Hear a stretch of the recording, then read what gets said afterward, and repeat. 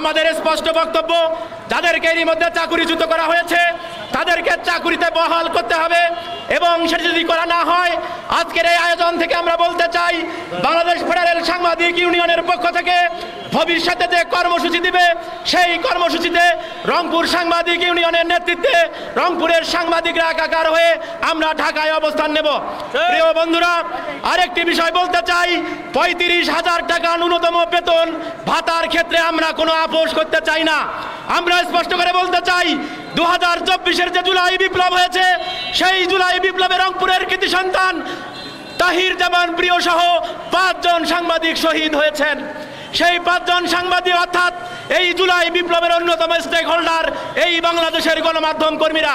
কিন্তু আমরা গভীর উদ্বেগের সাথে লক্ষ্য করছি 20 দফা যে সংস্কার কমিশন, গণমাধ্যম সংস্কার কমিশনের যে প্রস্তাবনা প্রধান উপদেষ্টার কার্যালয়ে দেওয়া হয়েছে সেটি বাস্তবায়নের ন্যূনতম কোনো উদ্যোগ আমরা এই গেল প্রায় 1.5 বছরেও দেখতে পাই নাই। প্রিয়, আজকের এই আয়োজন থেকে আমরা গণমাধ্যম সংস্কার কমিশনের সেই প্রস্তাব এবং বাংলাদেশ ফেডারেল সাংবাদিক ইউনিয়ন ঘোষিত 21 দফা প্রস্তাব যে দফা দাবি দেওয়া হয়েছে সেগুলো যদি বাস্তবায়ন করা না হয় তাহলে আমাদের সম্মানিত সভাপতি এবং সিনিয়র নেতৃবৃন্দ যা বলেছেন প্রয়োজনে লং মার্চ টু আমরা যমুনা ঘোষণা করব। No voice board, no media. সাংবাদিক ভাই এবং বন্ধুদেরকে বলতে চাই, যারা ভয়েস বোর্ড দেবে না, সে প্রিন্ট মিডিয়া হোক, ইলেকট্রনিক মিডিয়া হোক, আমরা কোনো সংবাদ পরিবেশন করব না। আমাদের ন্যূনতম বেতন 35,000 টাকা নির্ধারণ করতে হবে। এই দাবিতে আমরা অনড় থাকব।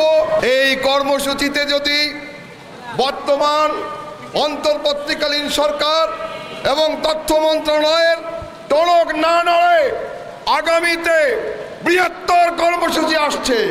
এই কর্মসূচি সারা বাংলাদেশ থেকে আমরা সকল সাংবাদিক একত্রিত হয়ে আমরা প্রধান উপদেষ্টার কার্যালয়ে ঘেরাও করব। বন্ধুরা, এই মানববন্ধন থেকে আমরা বলতে চাই, সংবাদপত্র মিডিয়ার মালিকরা তাদের ব্যবসা টিকিয়ে রাখার জন্য তারা এই সাংবাদিকদের ব্যবহার করছে এবং তারা সাংবাদিকদের ন্যায্য পাওনা দিচ্ছে না, এবং এই ন্যায্য পাওনা তারা না দিয়ে তারা সাংবাদিকদেরকে বঞ্চিত করছে। আমরা মনে করি যে ঢাকার সাংবাদিক ছাড়া যারা জেলা, বিভাগ এবং উপজেলা পর্যায়ে কাজ করছেন তাদের সকলের ন্যূনতম মজুরি 35,000 টাকা নির্ধারণ করতে হবে, এবং এইটা যদি না হয় তাহলে এবার কিন্তু লং মার্চ টু ঢাকা এবং লং মার্চ টু যমুনা পর্যন্ত সাংবাদিকরা যেতে পারে।